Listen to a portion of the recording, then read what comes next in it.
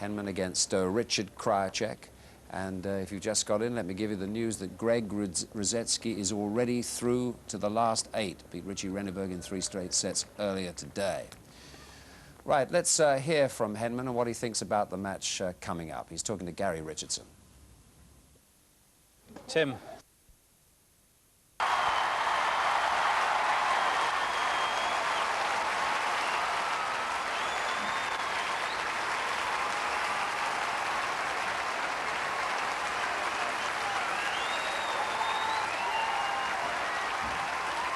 Well, Krajicek said he was going to swarm all over him if he could in this match.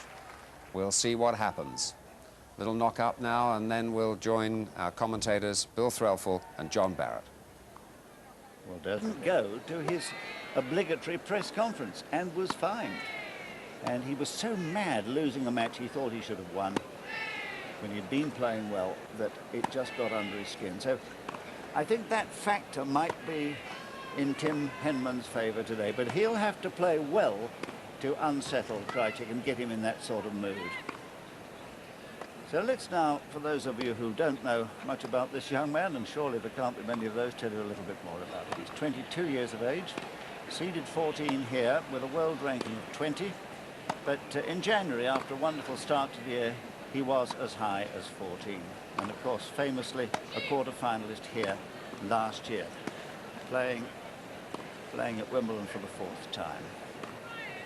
So let's see how he got to this 4th round. Here we are, 3 wins against Nestor of Canada, Golmar of France, both in straight sets, and then that absolute marathon against Harhus when he 3 times double faulted serving for the first set, was match point down, saved it, and won that extraordinary final set 14-12 with the whole of Sunday crowd here going absolutely mad with delight.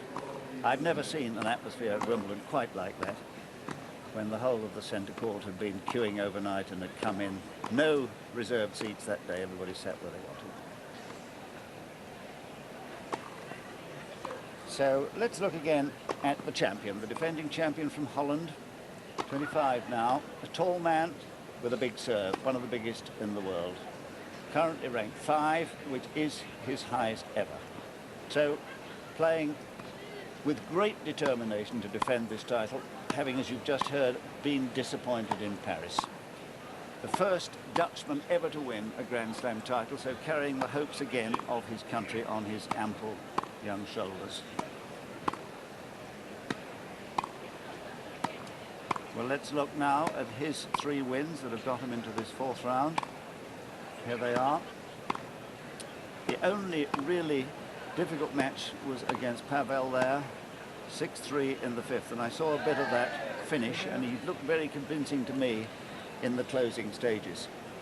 2 sets to 1 down and recovering to come back. So great resilience there from Krajicek, playing in his 25th Grand Slam and his 7th Wimbledon. So Bill Threlfall, I'm going to ask you to stick your neck out. Will the champion be a victim of Henman today? Well, yes, he could well be, couldn't he, John? Is that sitting on the fence? I don't know. It's one of those matches where, quite honestly, whoever plays well on the day, they're going to come through. That may sound a bit banal, but I mean, both these players are capable of not playing a particularly good match. 2 minutes. And they're both capable of playing an absolutely wonderful match. I just don't know. I mean, one hopes from a British point of view, of course, Tim Henman will join Greg Ruzetsky. I don't know, John, quite honestly. I'll tell you about the end of the 5th set. Well, it could be a 5-set match. Of course it could, because they're both playing well. Henman playing a little bit better each time. A lot of pressure on his young shoulders in the opening rounds here. So much expected of him. The whole of the nation's hopes hanging on his shoulders. So I suppose, you know, he's done well to come through those testing times, and in a sense nothing to lose today. He's seeded 14, his opponent seeded 4, and they've never met. So there's no form to guide us here in terms of their record against one another. There just isn't one. So here's our umpire for today, George Dias from Portugal. Nice neutral umpire. And I think he may have quite a problem keeping this crowd in order. It occurs to me that Portugal is Britain's oldest ally. wonder if that's got 1 any minute. bearing on this match. Well, I think he's going to be totally impartial today. But it will be interesting to see how this Ladies and gentlemen, young crowd... Krajicek at the right side of the chair won the toss and elected to receive. So Krajicek won the toss and elected to receive. So often you hear that, and you heard what he said probably if you have been with us for more than about 15 minutes. He said that he was going to try and jump him early, which means that he's going to have a real go at this first service game of henman, which is why he put Tim into bat. And I think a lot will depend on the quality of henman's serve. It hasn't been that good, these championships. It's been patchy. But at its best, it's a world-class delivery. Not quite the dominating serve of Krajicek, who relied on that weapon last year to surprise both Michael Stick, former champion, and then defending champion Pete Sampras in a marvellously efficient match.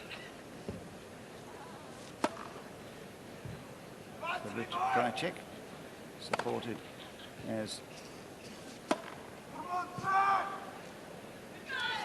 by a lot of Dutchmen here, and we've seen them in their orange shirts. Can't see any just at the moment if I look around the stand, but I'm sure we'll hear them. And Paul Harthus found the crowd very difficult to handle, and I thought the poor umpire, Andres Egley, I think it was that day, had a terrible time having to keep them quiet. And I felt really rather sorry for Harthus, because at times the crowd was a little bit over the top and the support was a little bit more than one would have come to expect here.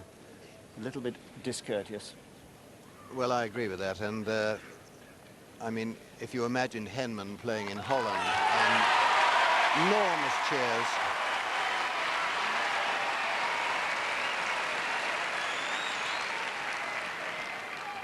If he had served the double fault, well then he wouldn't have liked it and nor would we. So I hope they're under control today. Quiet, please, thank you. henman to serve.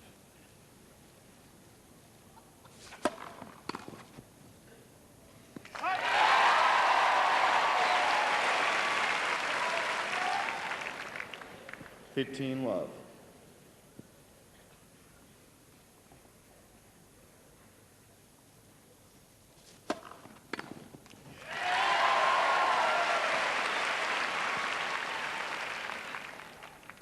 Love.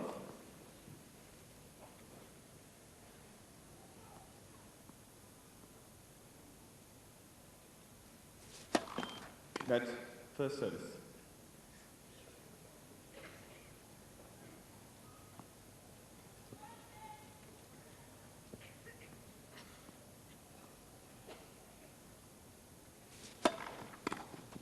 Love.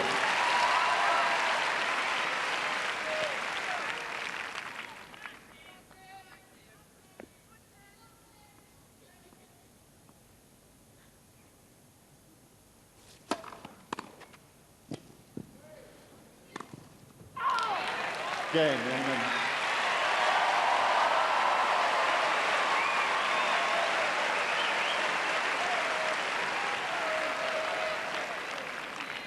first game. So the little plot there of Krajicek's has failed. He put henman in, and henman has won a love service game. So full marks to the start by henman. Of course, as usual, the supporters box there in the front row supporting henman, in the back row supporting Krajicek, absolutely on the edges of their seats. You've heard David Felgate on the left there say how nervous he gets. He's sitting next to Bill Knight, the man who really started the resurgence among British players with a much more professional outlook among them when he was running men's tennis. At the back, there's the lovely Daphne Deckers. Works in television, the girlfriend of Krajicek. And then Stan Franke, the man who was really responsible, comes from Suriname originally, responsible for getting Krajicek to serve. Getting Dutch tennis please, fully organised. Krajicek's first service game.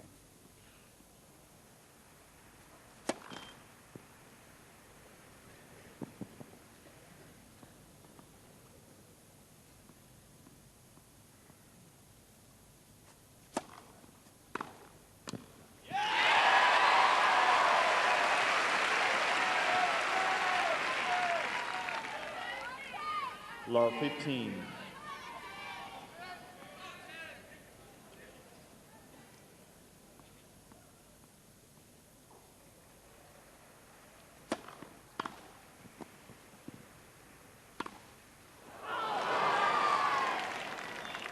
$15 all. First mistake he's made. And that only just.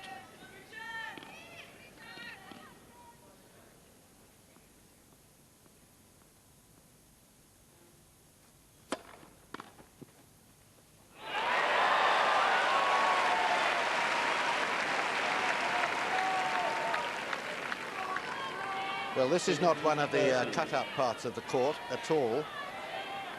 No, I don't really know why he missed that. Nor, I imagine, does he.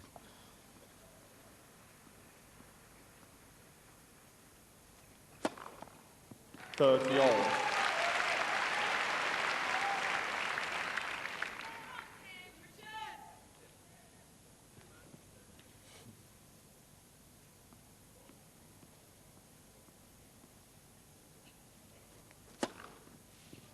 $40-30.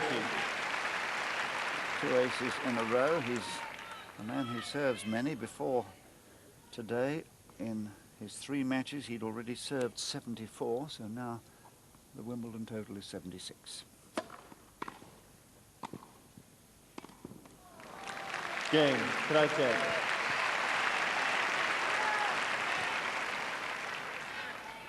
One game all, first set. So unfazed by that rather extraordinary point when the ball appeared to take a bit of a hop, or a dip rather, shot through under the racket.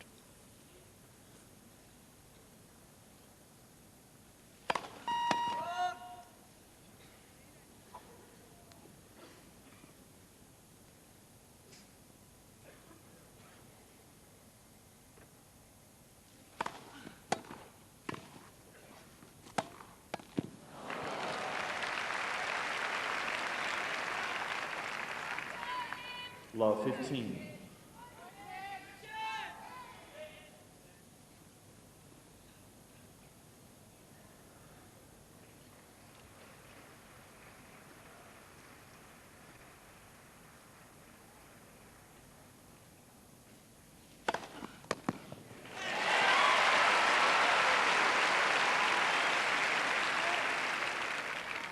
$15 all.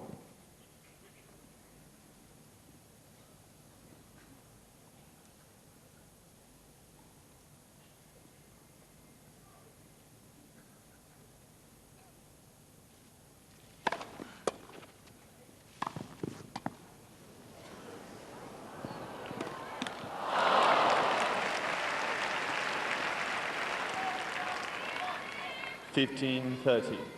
Well, this was an excellent lob. I'm glad to see Henman doesn't play between his legs, but that was nothing. Should have either gone down the line, I reckon, or lobbed cross-court.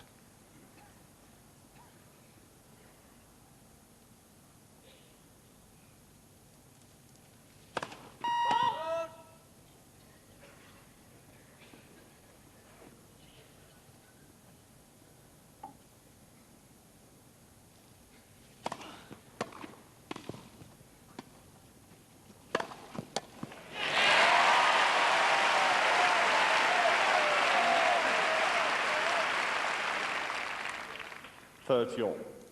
He's good in the air, jumping for the smash. Difficult one, falling backwards.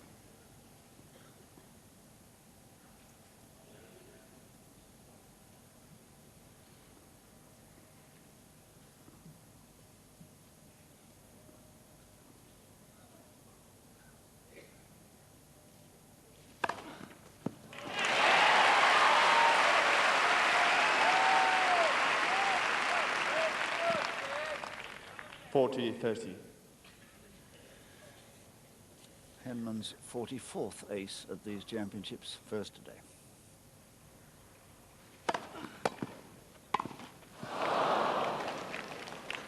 Deuce.